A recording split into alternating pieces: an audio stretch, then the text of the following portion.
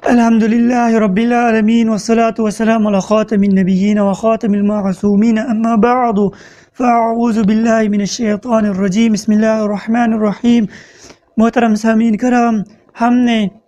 کئی صفات بیان کی ہے کہ جو خالق و مخلوق میں مشترک ہے، یعنی حمد، مولا، عزیز، نصیر، علیم،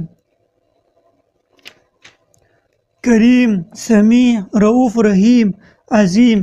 یہ سب صفات ہم نے بیان کی ہے کہ یہ صفات اللہ تعالیٰ کے صفات بھی ہے اور مخلوق کے بھی ہے، اور اس میں زمین و آسمان کا فرق بھی ہے اور شرک بھی نہیں۔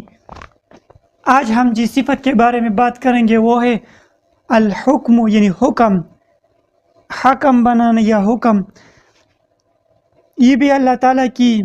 صفت ہے،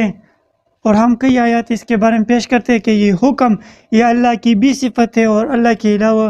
اوروں کے لیے بھی صفت ہے جو قرآن کریم میں موجود ہے۔ پہلے اللہ تعالیٰ کے متعلق جو آیات قرآن کریم میں ہے وہ پیش کرتے ہیں، 8 آیات آپ کے سامنے پیش کرتے ہیں۔ آیت نمبر 1، الا لہ الحکم، خبردار اسی کا حکم ہے، سورہ انعام آیت نمبر 62۔ آیت نمبر 2، افغیر اللہ ابتغی حکما، تو کیا اللہ کے علاوہ وہ چاہو کوئی اور حکم، یعنی فیصلہ کرنے والا، سورہ انعام آیت نمبر 114۔ آیت نمبر 3، ان الحکم الا للہ، حکم نہیں ہے مگر اللہ کا، سورہ یوسف آیت نمبر 40۔ آیت نمبر 4، ان الحکم الا للہ، حکم نہیں ہے اللہ مگر اللہ کا، سورہ یوسف آیت نمبر 67۔ آیت نمبر 5، لہ الحکم والیہ ترجعون، اسی کا حکم ہے اسی کی طرف پھر جاؤ گے، سورہ قصص آیت نمبر 88۔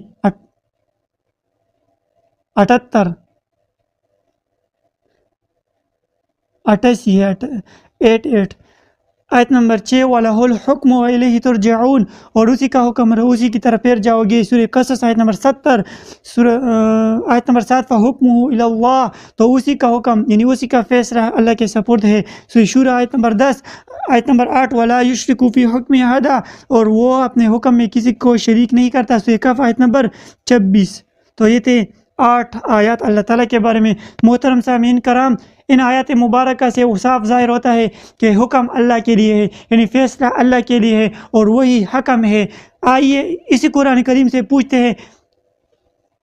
کہ کیا کسی اور کو حکم ماننا جائز ہے یا نہیں؟ تو سماعت کرے، اللہ کریم عز و جل جلالہ فرماتا ہے، وَإِنْ خِفْتُمْ شِقَاقَ بَيْنِهِمَا فَبَعْثُوا حَكَمًا مِّنْ أَهْلِهِ وَحَكَمًا مِّنْ أَهْلِهَا، تو اور اگر تم کو میاں بیوی کے جھگڑے کا خوف ہو تو ایک حکم مرد والوں کی طرف سے بھیجو اور ایک حکم عورت والوں کی طرف سے، سورہ نساء آیت نمبر 35۔ اب اگر کوئی شخص فغیر ابتغی حکما پر تو یقین رکھے، لیکن فبعثوا حکما من اہلہ سے آنکھیں پھیر لے، تو اس کے بارے میں یہی کہا جائے گا کہ اس نے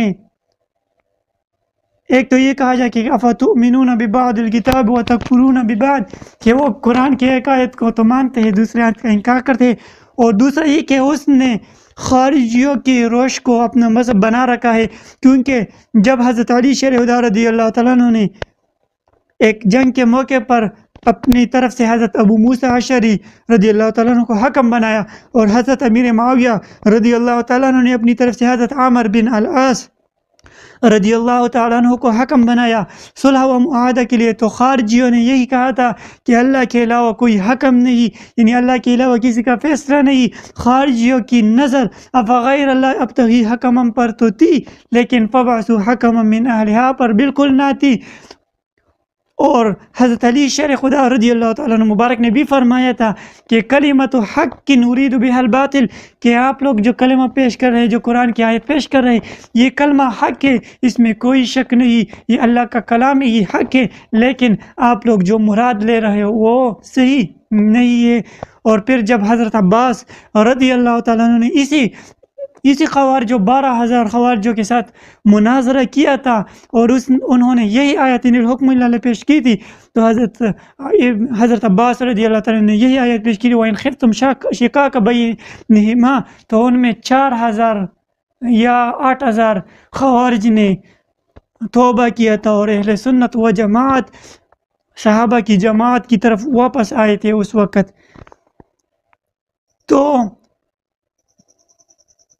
اور اب بھی مذہبی فرقہ بندیاں اسی طرف سے فکر کا نتیجہ ہے کہ کچھ آیات کو لے لینا اور کچھ قصداً چھوڑ دینا جو کہ خالص مسلمان کو قطعاً زیبا نہیں۔ اسی طرح قرآن کریم میں یہ بھی ہے کہ قرآن میں سے یہ ثابت ہے کہ الا لہ الحکم، کہ حکم اللہ کے لیے ہی ہے۔ تو اسی قرآن میں یہ بھی ہے ما کان لبشر ان یؤتیہ اللہ الکتاب والحکم والنبوۃ ثم یقول للناس کونوا عبادا لی من دون اللہ ولکن کونوا ربانیین بما کنتم الاخ۔ کسی آدمی کا یہ حق نہیں کہ اللہ اسے کتاب اور حکم اور نبوت پھر وہ لوگوں کو اسے کہے کہ اللہ کو چھوڑ کر میرے بندے ہو جاؤ، ہاں یہ کہے گا کہ اللہ والے ہو جاؤ۔ سورہ آل عمران آیت نمبر 79۔ تو اللہ تعالیٰ نے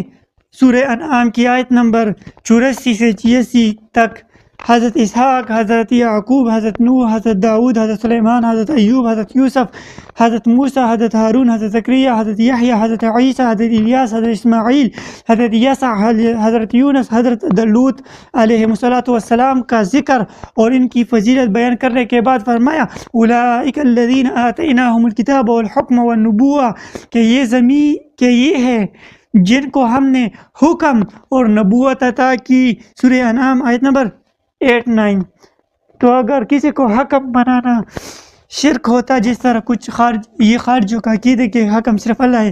جس طرح خارجی کہتے، تو پھر ان آیات کا کیا کریں گے کہ کئی انبیاء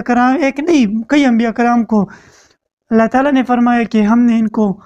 کتاب، حکم اور نبوت عطا کی، تو کیا یہ شرک ہے؟ ہرگز نہیں۔ محترم سامعین کرام، جس قرآن کریم سے یہ ثابت ہوتا ہے کہ حکم اللہ کے پاس ہے، وہ قرآن برملا فرما رہا ہے کہ حکم اس کے انبیاء کرام کو بھی عطا ہوا ہے۔ جبھی تو چاند اشارے پر ٹوٹ کر قدموں پر نثار ہو رہا ہو، درخت بلانے پر حاضر ہو کر نبوت کی گواہی دے رہے ہو، درندے اور وحشی جانور فرمانبردار نظر آتے ہیں، دریا راستہ چھوڑ رہے ہیں، بادل اشارے کے منتظر ہے۔ یہ بات حقیقت ہے کہ بل للہ الامر جمیعا، امر سب کا سب اللہ کے لیے ہے اور وہی امر والا ہے۔ اور دوسری جگہ اللہ ارشاد فرماتے ہیں اطیعوا اللہ و اطیعوا الرسول و اولی الامر منکم، کہ اطاعت کرو اللہ کی، اطاعت کرو رسول کی اور ان کی جو تم میں امر والے ہیں۔ کیا اللہ کے علاوہ اوروں کو امر والے ہونا منافی توحید نہیں؟ اور اگر نہیں اور یقیناً نہیں ہے تو جو معنوی فرق اور امتیاز حقیقت و مجاز اس قسم کی آیات میں بیان کیا جاتا ہے، وہ فرق اور امتیاز اس وقت کیوں ملحوظ نہیں ہوتا